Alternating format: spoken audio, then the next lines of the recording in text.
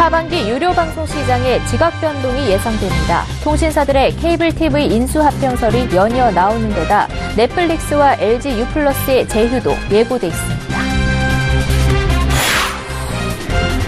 미세먼지가 연일 기승을 부리는 가운데 정부나 지자체에서 운영하는 공공형 실내 놀이터에 대한 수요가 늘고 있습니다.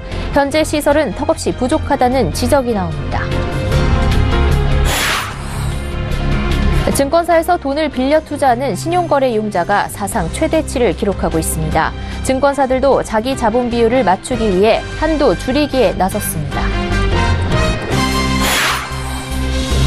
정부가 개인 사업자 대출 규제 강화에 나서고 있습니다. 신규 대출 자금이 부족한 사업자는 당국이 운영하는 개인 사업자 대출 119를 통해 지원받을 수 있습니다.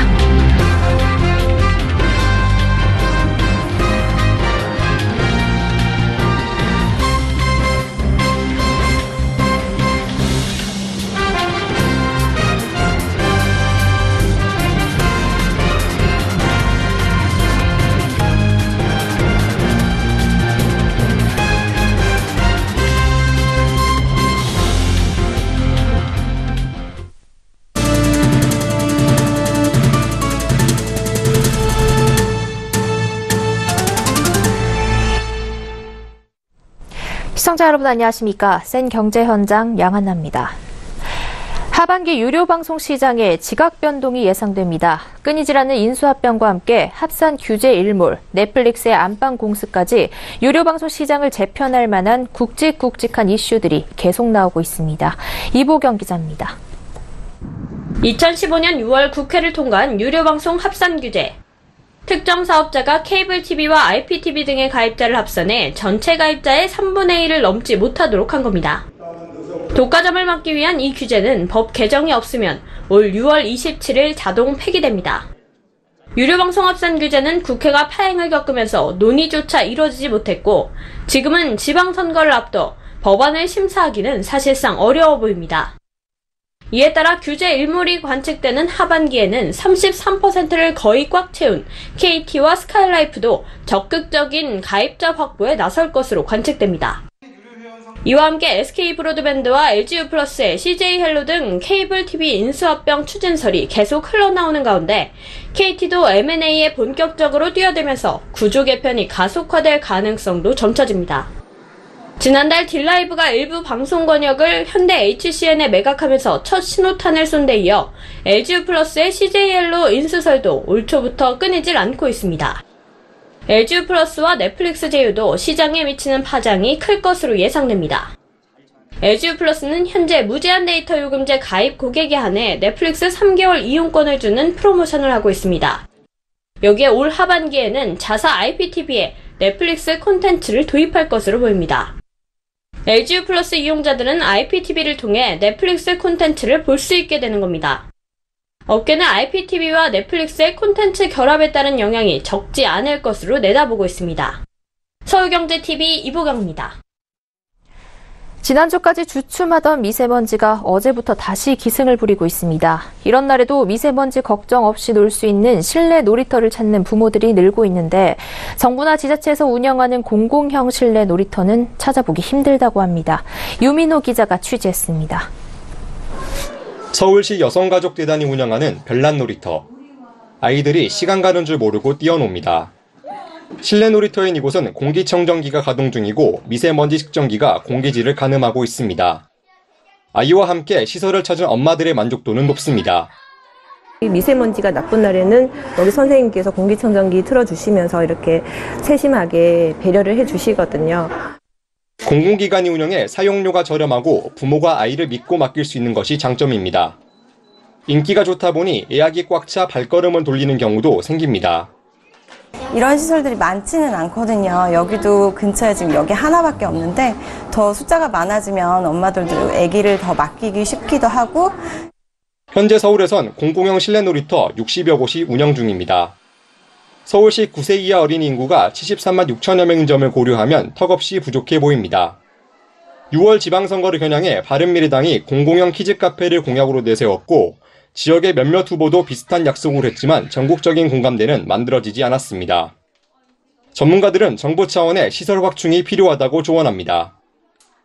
오전 때문에 바깥놀이를 못하는데 굉장히 안타까운 일이죠. 국가에서는 이제 이런 빈 공간이라든가 그런 곳을 확충을 해서 아이들이 마음껏 뛰어놀 수 있도록. 뿌연 하늘이 계속될수록 공공형 실내 놀이터 설치를 요구하는 목소리는 더 커질 것으로 보입니다.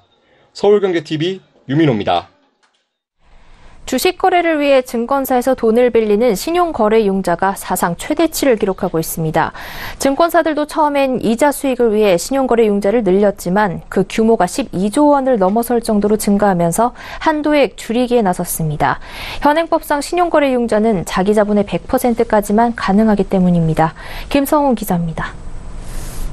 지난 10일 기준 신용거래융자 잔액은 지난해에 비해 5억 원 증가한 12조 2294억 원으로 사상 최대치를 기록하고 있습니다. 신용거래융자는 증권사에서 주식 매수를 위해 빌려주는 돈을 말합니다. 정부의 코스닥 활성화 정책과 바이오즈 급등, 남북경협주의 인기 등으로 빚을 내 주식에 투자하는 사람들이 늘어나고 있는 겁니다. 신용거래융자가 늘면 이자 수익이 증가하기 때문에 증권사들도 처음엔 신용거래융자 급증을 반겼습니다. 실제로 미래에셋대우는 올 1분기에만 1,096억 원의 이자 수익을 냈는데 지난해 전체 이자 수익의 절반을 넘는 규모입니다. 하지만 신용거래융자가 연일 최고치를 경신하면서 증권사들도 관리에 나섰습니다. 자본시장법상 증권사의 대출, 이른바 신용공여사업은 자기 자본의 100%까지만 가능하기 때문입니다. 금융감독원도 주요 증권사에 주식담보대출과 신용거래융자 한도를 축소하고 최소담보 유지 비율을 더 엄격하게 관리하도록 주문한 것으로 알려졌습니다. 삼성증권은 최근 기존 고객의 신용융자 한도를 20억 원에서 3억 원으로, 신규 고객 신용융자 한도는 20억 원에서 1억 원으로 대폭 줄였습니다. KB증권도 신용거래융자 최대 한도를 5억 원에서 1억 원으로 낮췄고, 미래에셋대우는 한도를 기존 15억 원에서 10억 원으로 조였습니다. 한국투자증권과 신한금융투자는 지난 2월 일시적으로 신용공여 신규 약정을 중단하기도 했습니다. 업계는 오는 9월부터 시행되는 신용공여 비율 확대 개정안에 기대를 걸고 있습니다. 개정안은 자기자본 3조 원 이상 증권사에 한해 신용공여 사업을 자기자본의 200%까지 허용하는 내용을 담고 있습니다. 서울경제TV 김성훈입니다. 주택담보대출 잡기에 집중하던 정부가 최근 개인사업자 대출 증가세를 예의주시하며 규제를 강화하고 있습니다. 최저임금 인상과 오름세를 탄 금리 탓에 개인사업자들의 주머니 사정은 더 안 좋아지는 상황인데요. 자금난에 시달리는 개인사업자들이 받을 수 있는 정책금융지원제도를 정훈규 기자가 정리했습니다. 한국은행에 따르면 지난달 은행권 개인사업자 대출 잔액이 300조 원에 육박했습니다. 올 들어 월별 증가 규모도 매번 커지고 있습니다. 1월부터 3월까지 누적 증가액은 한국은행이 2005년 1분기 통계를 작성한 이래 최대 규모입니다. 이에 주택담보대출 규제에 집중하던 정부도 최근 개인사업자 대출로 눈을 돌렸습니다. 오는 8월부터는 자영업자 등이 개인사업자 대출을 받아 애초 목적에 맞게 사용했는지에 대한 사후 점검이 강화됩니다. 만약 기업 활동과 무관한 주택 구매 등에 자금이 유용됐다면 대출금을 즉시 회수하거나 신규 대출 제한 등 제재를 받습니다. 사업자로서는 최저임금 인상 등으로 자금 수요는 더 커졌지만 대출 받기는 더 어려워진 겁니다. 신규 대출길이 막혀 자금난을 겪을 경우 금융당국이 운영하는 개인사업자 대출 119를 통해 지원을 받을 수 있습니다. 개인사업자 대출 119는 연체가 우려되거나 연체 발생 후 3개월 이내 개인사업자가 거래은행에 신청하면 이자 감면이나 상환 유예 등을 제공하는 제도입니다. 반드시 필요한 자금은 낮은 금리의 정책 금융상품을 고려해볼 만합니다. IBK 기업은행은 금융당국과 함께 해내리2 대출 상품을 시범 사업 중입니다. 이 상품은 버는 만큼 상환하고 경영 사후 관리도 지원받는 저리 대출과 컨설팅, 패키지 프로그램입니다. 최대 7천만 원, 만기 7년 이내로 이자는 기준금리의 0.2에서 0.3%포인트만 가산됩니다. 서울경제TV 정훈규입니다.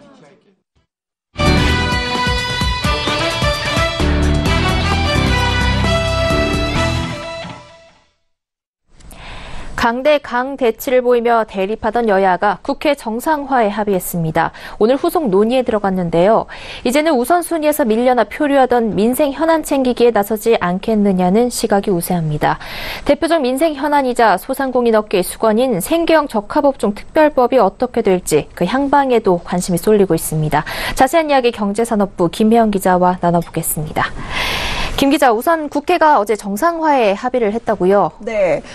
진통 끝에 여야가 드디어 어제 국회 정상화에 합의를 이뤘습니다. 청와대에서도 이 여야의 의견을 존중한다며 환영의 뜻을 내비쳤는데요. 42일 만에 멈춰있던 국회가 드디어 문을 열게 된 겁니다. 어제 6.13 지방선거 출마 의원의 4명의 사직서가 처리가 됐고요. 드루킹 특검을 놓고 이견을 좁히지 못했던 여야가 접점을 찾으면서 오는 18일 추경과 특검법을 동시에 처리하기로 했습니다. 이제라도 여야가 합의를 통해 정치 파업을 끝내고 원래 자리로 되돌아간다라는 부분은 굉장히 다행인데요. 그러나 그동안 국회 장기 파행으로 낮잠 자고 있는 민생 법안이 상당합니다. 국회 정상화가 물꼬를 튼 만큼 산적한 민생 현안, 민생 법안 처리에 집중해야 할 시기입니다.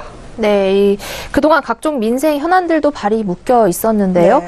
대표적으로 소상공인 생계형 적합업종 특별법이 있는데 이 관련 내용 좀 자세히 알려주시고 앞으로 처리에 얼마큼 속도를 낼 수 있을지도 알려주시죠.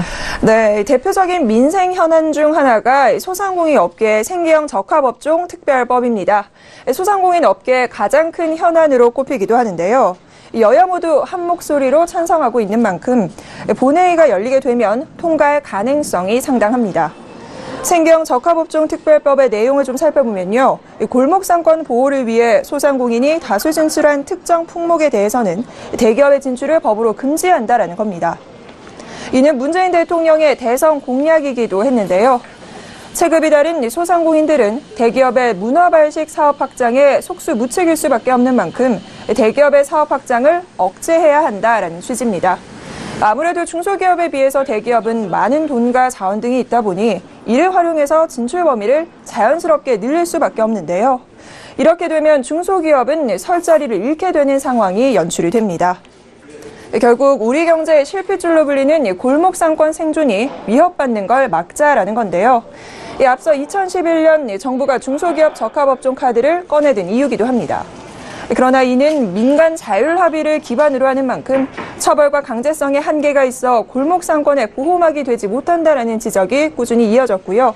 결국 법제화를 통해 소상공인을 보호하자라는 겁니다.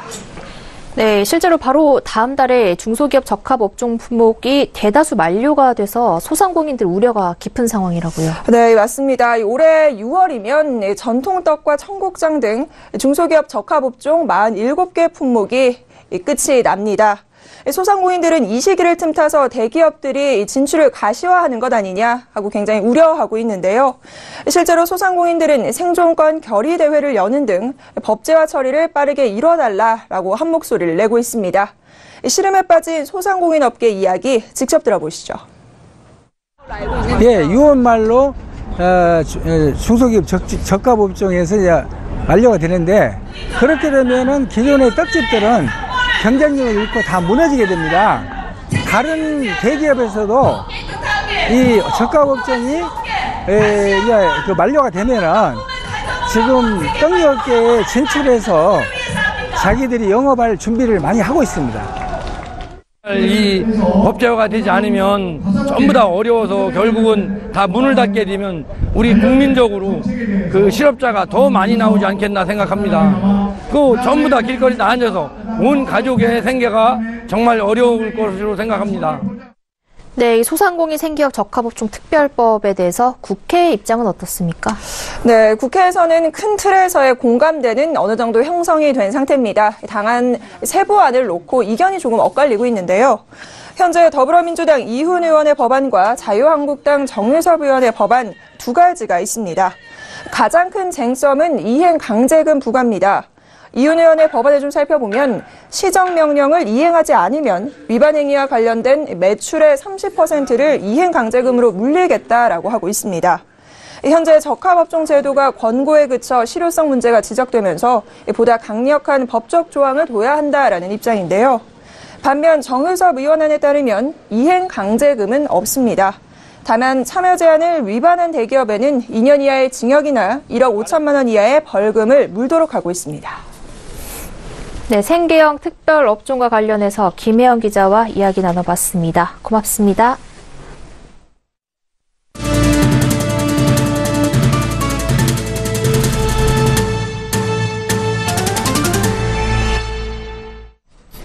전체 상장사의 절반가량이 제대로 된 내부감사 부서를 갖추지 못한 것으로 조사됐습니다. 삼성 KPMG 감사위원회 지원센터는 오늘 감사위원회 전어를 발간하고 상장사 1941곳 가운데 내부감사 부서가 없거나 식별할 수 없는 기업이 824곳으로 집계됐다고 밝혔습니다. 이는 조사 대상의 42.5%에 달합니다. 내부감사 부서는 감사위원회의 업무 수행을 지원하는 부서입니다. 감사위원회가 직접 모든 감사를 할 수 없는 만큼 미리 세운 감사 계획에 따라 회사와 자회사에 대한 내부 감사를 실제 수행하기도 합니다. 그러나 내부 감사 부서가 감사위원회에 직접 보고하는 상장사는 5.8%로 113개사에 불과한 반면 경영진에 보고하는 상장사는 40.4%, 785개사로 집계돼 내부 감사 보고 체계의 독립성이 약한 것으로 조사됐습니다. 보고 라인을 명확히 공시하지 않은 상장사도 2곳 중 1곳으로 45.8%에 달했습니다. 한국의 블록체인 양자정보통신의 기술 수준이 주요국과 비교해 최하위 수준인 것으로 나타났습니다. 정보통신기술진흥센터 IITP는 오늘 정보통신기술 기술 경쟁력 확보를 위한 토론회를 개최하고 이 같은 결과를 발표했습니다. IITP는 산학연 전문가 124명을 설문조사해 지난해 한국의 블록체인과 양자통신기술 경쟁력을 평가했습니다. 특히 ICT 연구개발 선도국인 미국을 기준으로 기술 격차를 조사했습니다. 블록체인 기술에서 한국은 미국에 비해 상대적 수준이 76.4%로 2.4년 격차를 보였습니다. 한국의 블록체인 기술은 유럽 96%, 일본 84.8%, 중국 78.9% 등 주요국에 모두 뒤졌습니다. 양자정보통신 기술 역시 상황은 비슷합니다. 양자정보통신 기술에서 한국은 미국에 비해 상대적 수준이 73%를 기록해 4년의 격차가 있는 것으로 평가됐습니다. 주요국의 상대적 수준은 유럽 94.7%, 일본 88.9%, 중국 84.7% 등으로 나타났습니다. 최종구 금융위원장이 조선업 수주가 회복되고 있지만 조선업 구조조정을 지속해야 한다며 조선과 해운, 금융의 상생 방안도 모색해야 한다고 말했습니다. 최 위원장은 어제 열린 조선업 전문가 간담회에서 글로벌과 국내 조선업 시황을 점검하면서 이같이 밝혔습니다.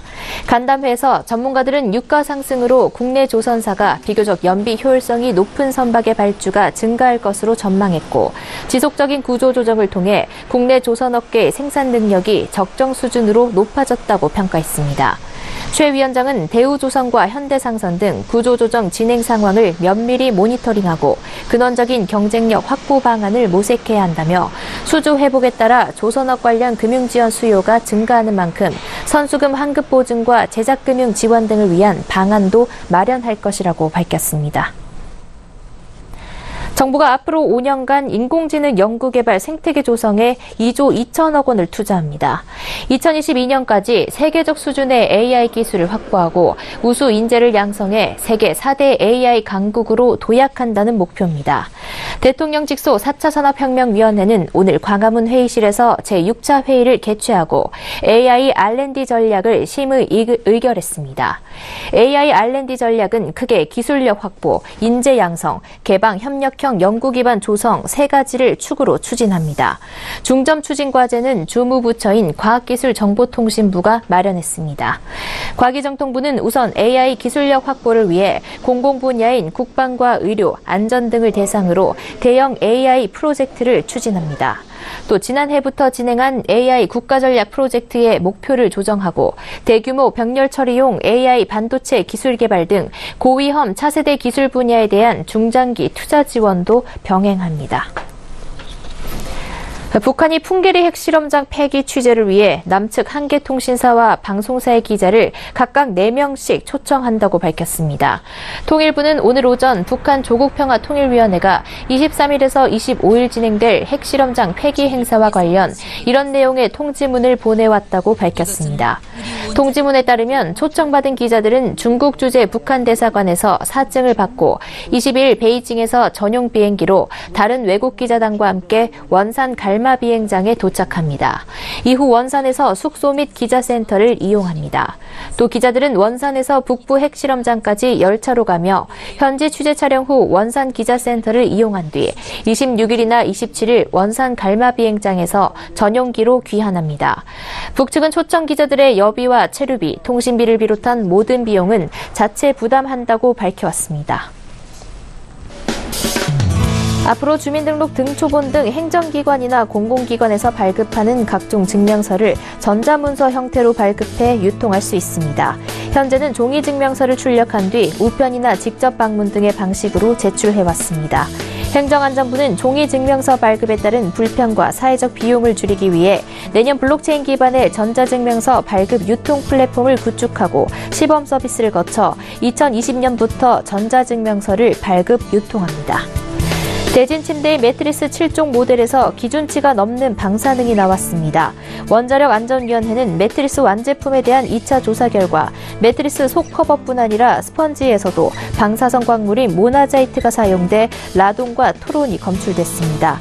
이번 기준을 초과한 방사능이 검출된 제품은 그린 헬스2, 네오 그린 헬스, 네오 그린 슬리퍼, 웨스틴 슬리퍼, 뉴 웨스턴 슬리퍼, 모젤 벨라루체 등입니다.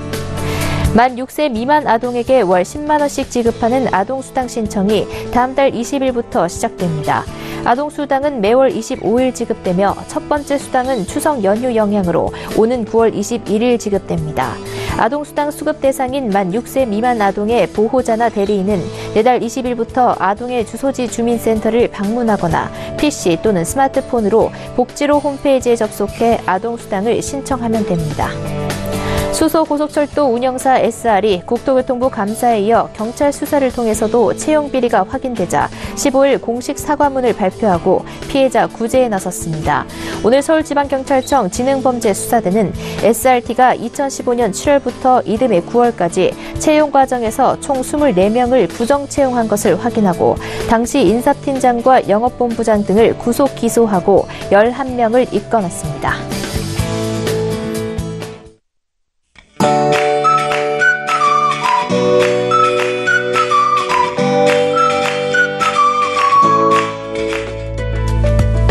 안녕하세요. K웨더 라이프스타일 예보 박유라입니다.